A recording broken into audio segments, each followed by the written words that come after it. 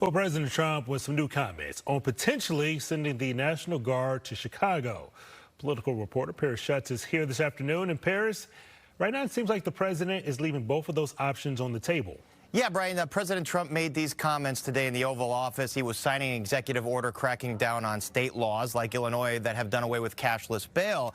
Now, his comments come after the Washington Post reported over the weekend that the Department of Defense is planning a military deployment to the streets of Chicago, potentially bypassing the governor, who by federal law is the person that has to request the National Guard. Now, today, the president seemed to contradict himself, both saying he would follow the law and wait for the governor to ask, but then minutes later, reversing that position. Take a look.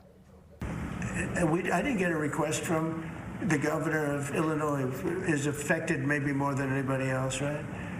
And I think until I get that request from that guy, I'm not going to do anything about it. We may wait. We may or may not. We may just go in and do it, which is probably what we should do.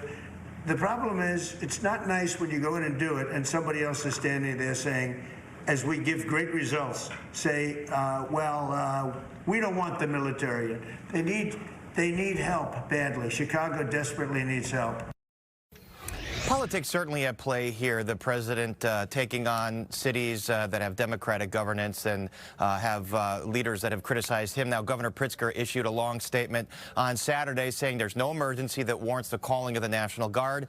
And he is planning a press conference this afternoon with Mayor Johnson, Senator Duckworth, and several other public officials outlining the next steps to push back on whatever the president is planning, which, as you heard there, is anybody's guess.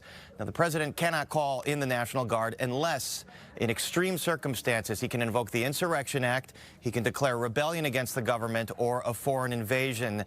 Presidents doing this, this has been very rarely used, let's say, in the past. Now, National Guard troops are typically called in during large-scale protests and riots to guard infrastructure and to do traffic management. They aren't trained in policing, but the president says there will be special units now that will be trained to do public safety. We'll just have to wait and see what that is, Brian. And Paris, I got one question for you. Obviously, the president has already sent troops to Washington, D.C. Do we have any idea of what measures the Trump administration is using to see if what they're doing there is succeeding? And could that possibly be used as part of their decision in coming here to Chicago? Well, they say that it is succeeding, that there have been no murders in the last week, although it's a very short sample size. It's hard to say what impact that they've had. We did reach out to the Trump administration and the Department of Defense. We did get some comments back indicating that perhaps they're going to be here as support for federal immigration agents or to guard infrastructure, but we really just don't know whether this is going to involve crime, whether it's going to involve immigration enforcement, whether it's going to involve homelessness or something else that the president has talked about. So, you know, we're going to keep on this all day. We'll have much more at 4 or 5 and then on Paris on Politics tonight at 9:30. Right. And on Fox Live all day on your digital streaming devices. Paris, thanks so much for your time. You got it.